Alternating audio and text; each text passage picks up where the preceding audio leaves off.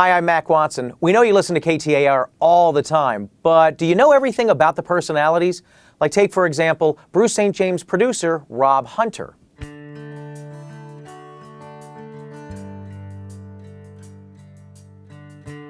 I ended up going to New Orleans just on a whim. I had gone on there on a cruise. It was like one of those 3 or 4 stop cruises with my family. So I ended up in New Orleans, looked on a job website, saw a job posting for a radio station in New Orleans. So I said, I'm going to apply for this job. Apply for the job. You know, this radio business works. You send out tapes and CDs, you never hear anything. But I got a response. I was like, cool. And I was a young kid, I was 25 years old. So just getting a response is a big deal at that point. So I interview, I ended up going back to New Orleans on a vacation anyway. So I meet the guy that's going to do the hiring, and we go to lunch, we talk, whole thing comes forward. At the end of the lunch, he says, I'm going to offer you the job. So I'm like, all right, I'll tell you tomorrow when you call me, I'll accept the job.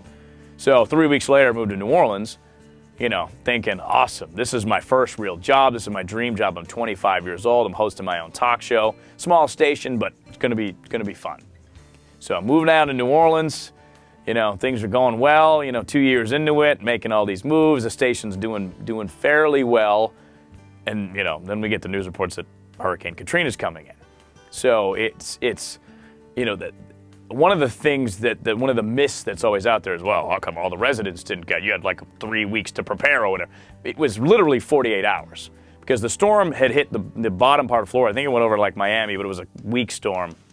And it was supposed to just drift out and maybe go towards Mexico. But it sort of made a turn at the last minute. It was a Friday night.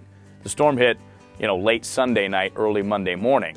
And so Friday night is when the weather service just said, oh, this is coming from New Orleans. This is going to be it. So literally, you have Saturday and half of Sunday to get out of town. So it was madness. Of course, I stayed behind because, as a broadcaster, that's part of your job. So, the funny thing was about that Katrina was, after it was all said and done, it's my friend Shane, who I worked with at the time, it was his birthday. And I remember we're sitting there, we're watching the rain, and the trees are falling over. And I just remember looking over and I go, hey, happy birthday. And he said some not so kind words in return. But it was, what was interesting about it was in this radio station, this little tiny building on the 2nd floor with probably 10 people. And how really well you get to know 10 people when a crisis happens and you're all in the same thing and you're all in together. And, I don't know that was part of the story of Katrina. So, I'll always have that connection with the people that I was there with. No matter, one of them lives in Denmark now, one lives in Chicago, one that lives in Waco, Texas, and others are, wherever else they are. But for whatever, for obvious reasons, it'll always go back to that point, August 29th, 2005. And I remember the day because it's Shane's birthday.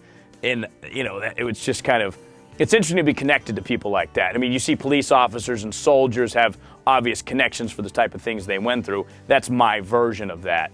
And I'm not trying to compare it to military service or what cops go through, but, we all have those moments in life that we make those connections forever. That's what Katrina is.